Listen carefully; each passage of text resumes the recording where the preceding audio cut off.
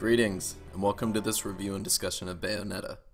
Today I'll be going over my general impressions of the game, including things I liked, what I disliked, and I'll look at the critical reactions to the game and its larger place in the medium. This review will discuss most, if not all, of the plot elements of the game, so if you're worried about any spoilers, stop watching right away. Bayonetta is a game admired for its rapid-paced action and shit-talking, heel-stomping title character. Its campy charm and fluent combat made it popular when it was released in 2009. Superficially, it's a simple hack-and-slash story about a witch demolishing hordes of angels trying to learn about her past. Its narrative is sporadic, and frankly sometimes nonsensical, but it's generally an immensely entertaining game, with a few elements that made it interesting enough for me to want to review and talk about. After not playing games for a long time and coming back in 2014, Bayonetta was easily one of the more interesting characters that I wanted to get to know. All that said, let's start. When thinking about how to introduce players to a new character or new world, storytellers have to have anxiety. Bayonetta seems to stumble a little out of the gates, as the opening sequence is almost entirely superfluous. The combat isn't that exciting either. It's just button mashing and hack and slash fighting. There's nothing here that adds to the immersion or experience of the game, and worse yet, the voiceover, with plotted background information, isn't especially easily to follow while trying to fight enemies. The audio noise from fighting often drowns out the narration, and even though I later found out this information wasn't especially meaningful, that doesn't excuse having a segment or set piece at odds with itself. Ultimately, this opening neither advances the plot in any meaningful way, develops the characters, or teaches the player how to use the combat system. It's bad, but not a huge grievance, especially considering how strong the proper opening to the game is. Do you naughty little angels deserve a good spanking?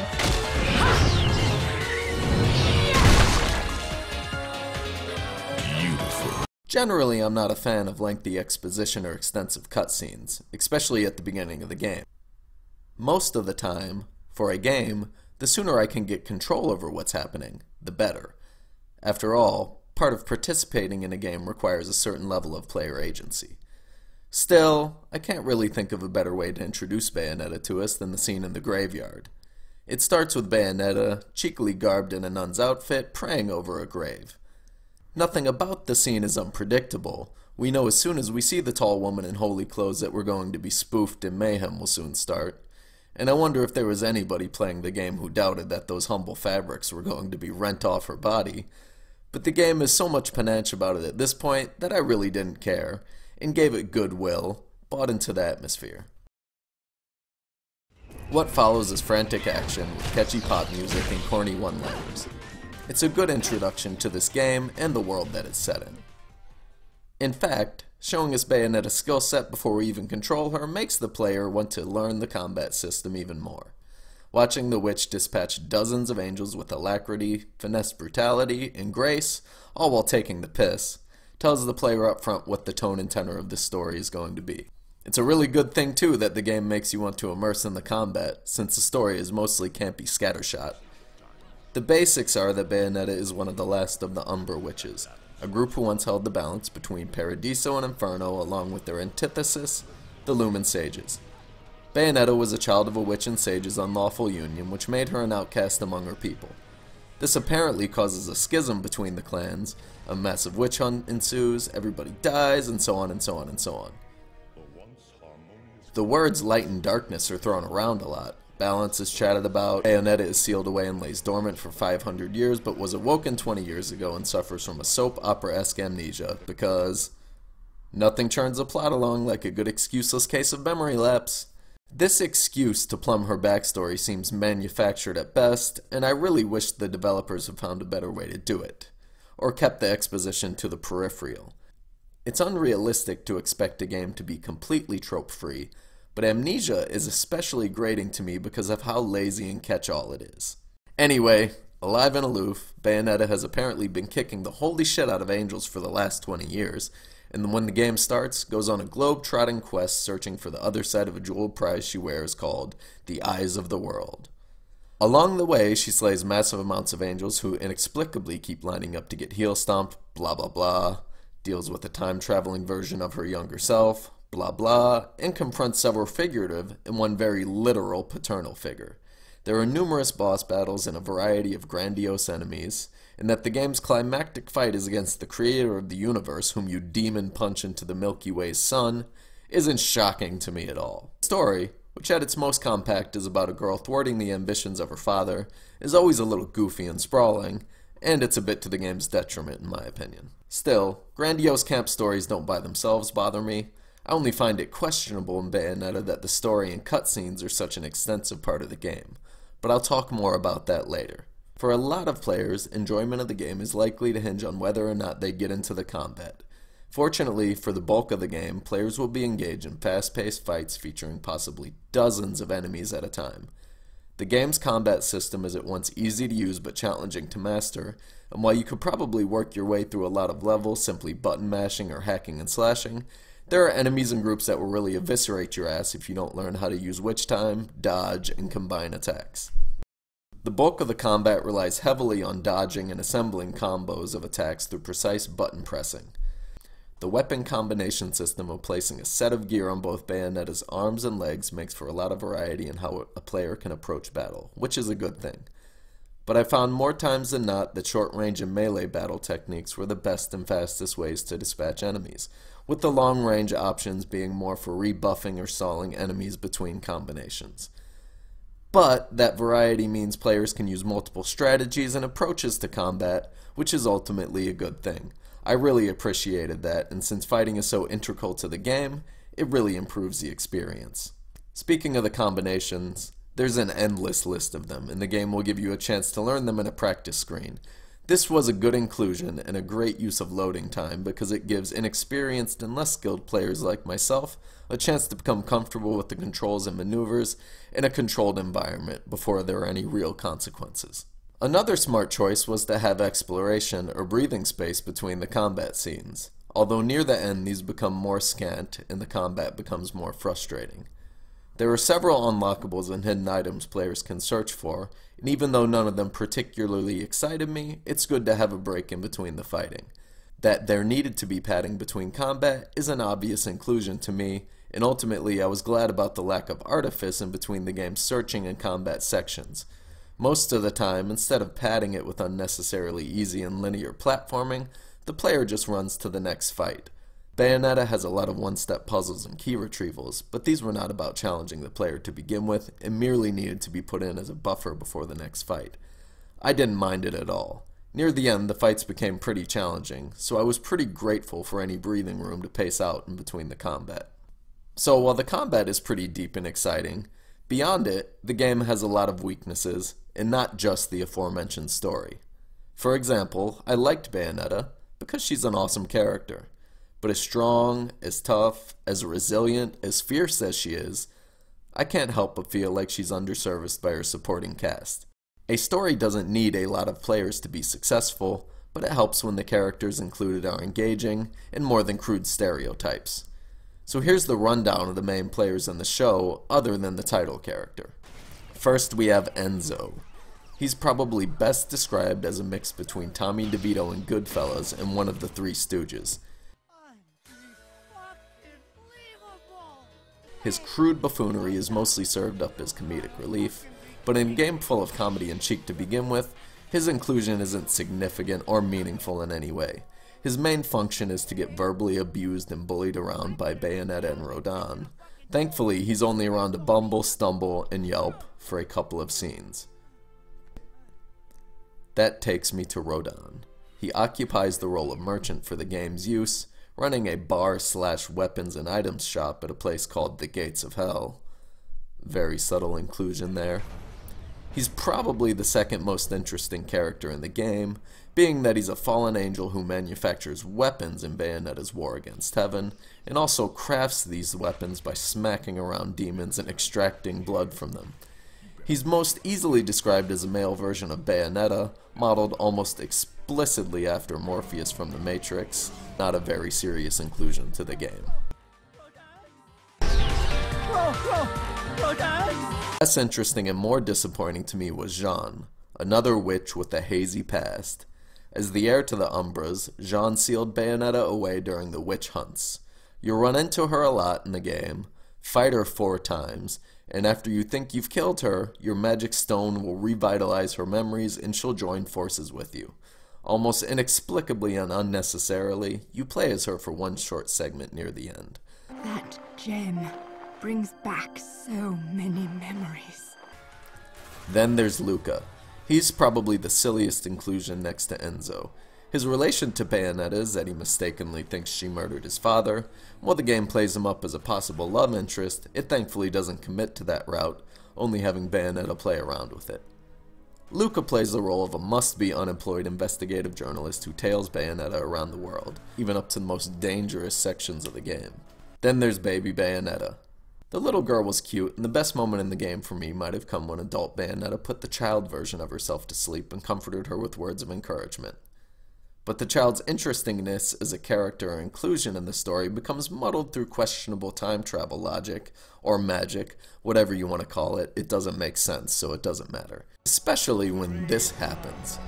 We are one, my child.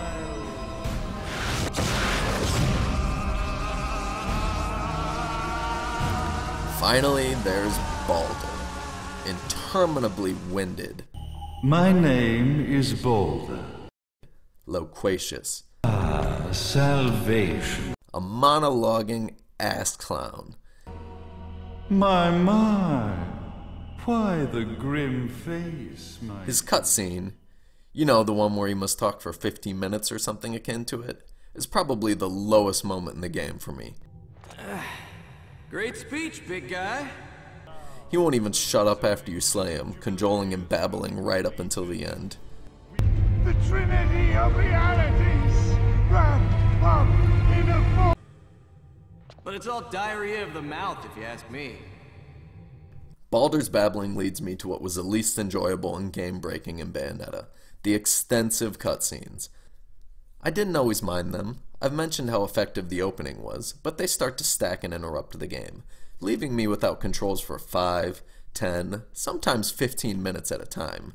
To get an idea of what I'm talking about, my first playthrough of the game was completed in approximately 12 hours. Bayonetta has about 2.5 hours of cutscenes. That's about 21% of the entire playthrough.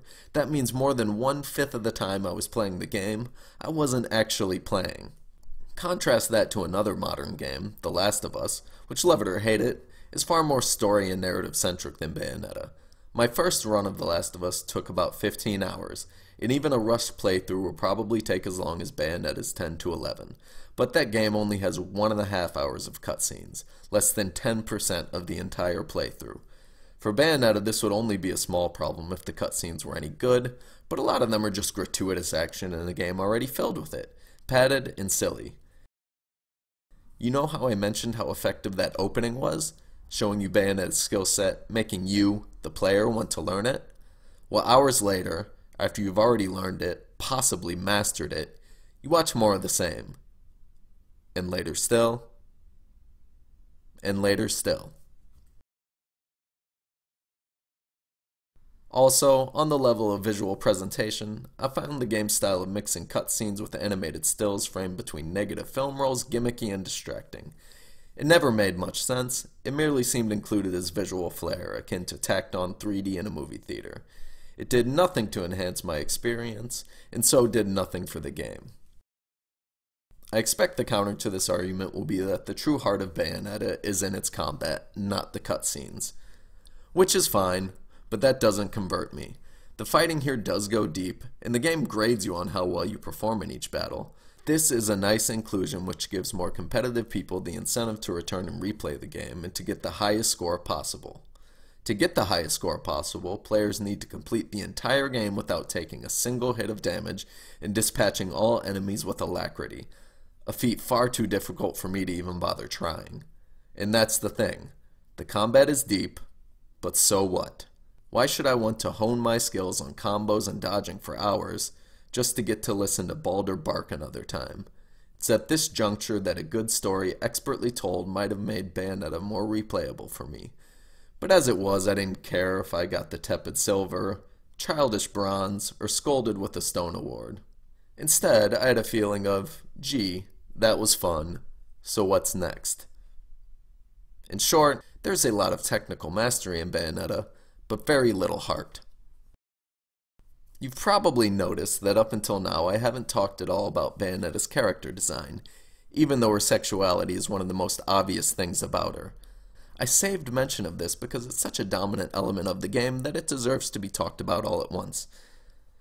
As a male, I feel like my opinion isn't the most credentialed one, but I thought it'd be appropriate to talk about Bayonetta's place among females in gaming, and furthermore ask why there is a lack of serious critical discussion about her, and so little progress when it comes to women in games. To start, what's not debatable is that Bayonetta is a sexualized character. From her garb to her gait, to her lollipop sucking, to her climaxing naked and moaning all over an orgy of dead angels, there's no shortage of examples in which the main character plays up her sexiness, often for the benefit of the viewer. Furthermore, the game's camera, which is 100% controllable in its placement and angles, often ogles the woman's crotch, breasts, and lips, pouring over them like a horny inmate. Look at the character's introduction scene, the first time we see her. The world's newest gaming star, unsheathed. How is she introduced?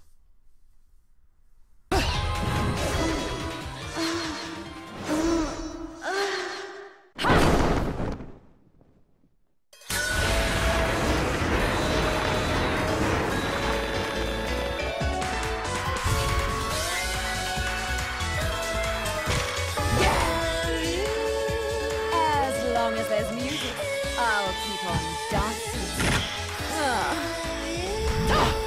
Not debatable at all to me that Bayonetta wears her sexuality just like her hair, which comes off whenever she's slaying an angel. So whether or not the character is sexy or designed with her sexuality in mind isn't much of a discussion to me. What's more worth talking about is what her overt sexuality means exactly. Of this, I have a limited perspective. I personally didn't hate Bayonetta's ostentatious behavior. I didn't hate her stripping either. I actually found her attractive and charming in a campy way.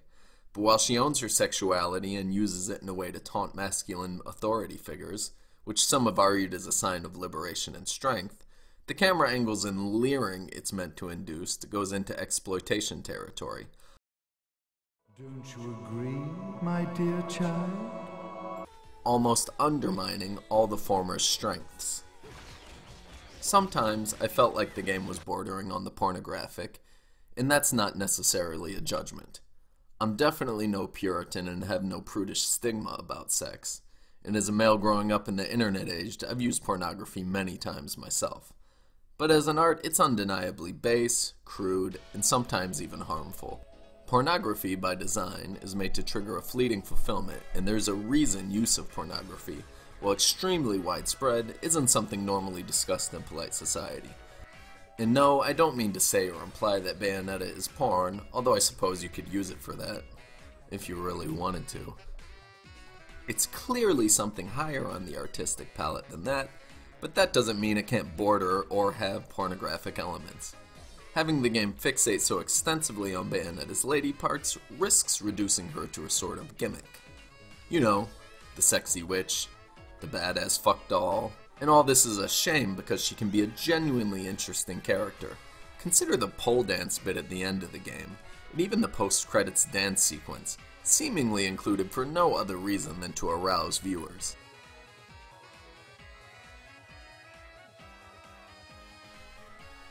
And while sexuality hasn't, and probably never will, offend me, I can easily see how or why her presentation would be bothersome to some people. She's not an anomaly when it comes to video games either.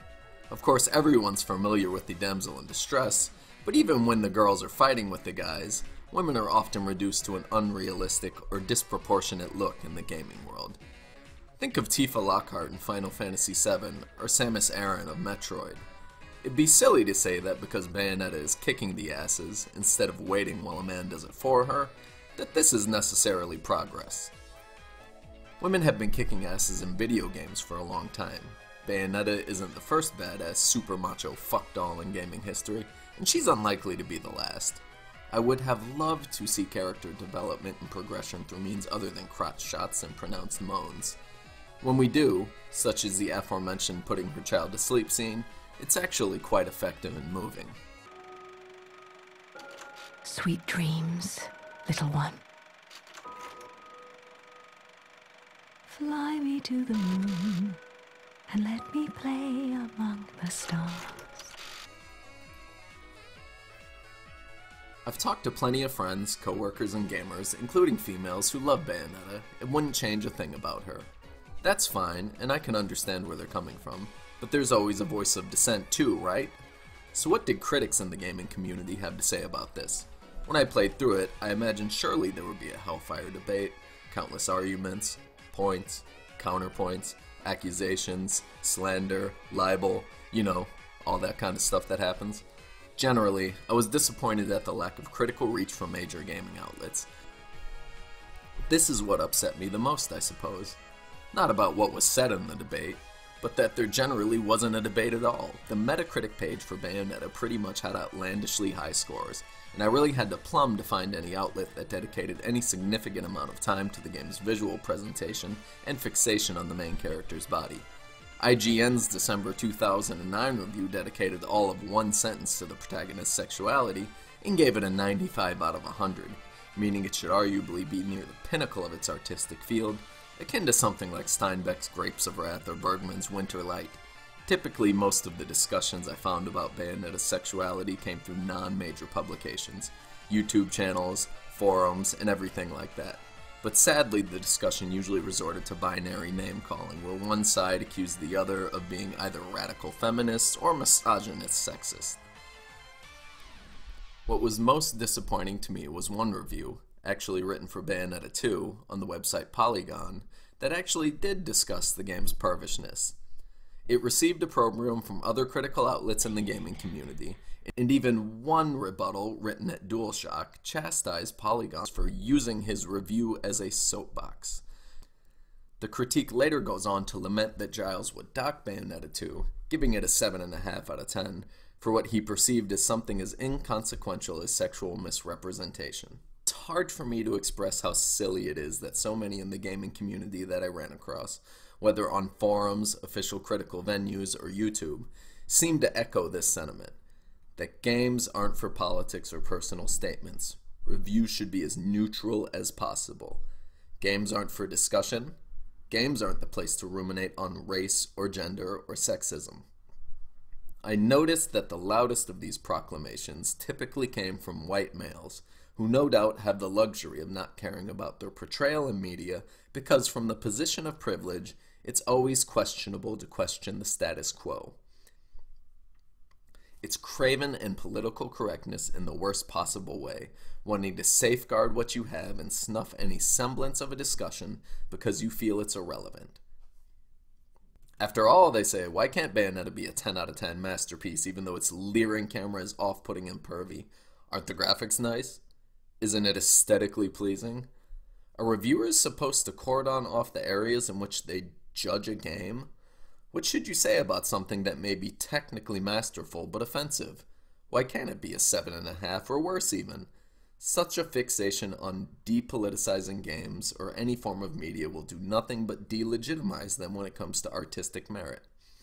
Which really is what I fear after my return to gaming, what most conservative gamers want. So, my perspective on Bayonetta's sexuality is that it should provoke more discussion. I mean rational, if still heated and contentious, but honest dialogue. Cordoning it off to one or two sentences in a review and scolding anyone who dares touch the issue is counterproductive and indicative of a conservative worldview. It seems like the greatest fears these PC gamers have is that dissent will lead to censorship. Look, in no way should work like Bayonetta be suppressed. Its artistic merit is debatable, but its privilege to exist shouldn't be. Much like the heated discussion about violence in video games in the 90s, I doubt there will ever be a correlation between sexist crimes, rampant misogyny, and the portrayal of women in games.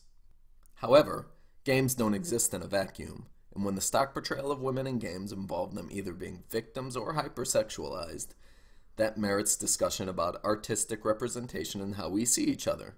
It's worth noting that while few major game critics had the balls to touch Bayonetta's, practically no one, anywhere, talked about its hyper-violence. For someone who remembers the dialogue about violence in video games in the 90s, that was kind of shocking. It's my feeling that these dialogues are the only way to progress to better empathy and understanding, and as gaming already has an audience that encompasses the broadest range of humanity, voices of dissent should merit a discussion. There's more and more discussions beyond sexuality that a lot of conservative gamers are going to have, even if they don't want to. They shouldn't shy from it. So that's that. Now for the verdict. I can talk about the skewed notion of most gaming reviews later, but suffice to say that grading on a curve, or using a 7 or 8 as a baseline when reviewing something, is practically ludicrous. I'm a firm believer in using the entire scale, and on a scale of 0 to 10, with half-point increments, I'd give Bayonetta a 6. And when you consider that, as a critic, 0, meaning execrable, 5, meaning average, and 10, meaning highest pinnacle of artistic merit, and when you consider that I'll actually give a game 0, quicker than a 10, that Bayonetta gets the 9th highest score possible for me shows how positively I view the game overall. Bayonetta is a romp. It's a clamoring fun game with one hell of a protagonist. If you've ever wanted to massacre diminutive and colossal angelic enemies with a combat system both accessible and deep, there isn't a much better option for you. The story, chattiness, overly long cutscenes, and abusive camp generally chill the overall experience though, and I would have loved to see some secondary characters as likable as Bayonetta herself. There's also a controversial element of the game, namely the camera's fixation on female genitalia and sexy parts, and some might ask, does the game take itself seriously enough to warrant these criticisms? I think that given its relative nature to the erotic, Bayonetta can learn from the very audience its visual aesthetic is appealing to. Moderation. As any overactive teenage boy knows, too much stimulation overall diminishes pleasure, making it a chore instead of a joy. Perhaps the makers of Bayonetta could keep this in mind. Sometimes it's better to have one colossal climax than 1,000 little ones.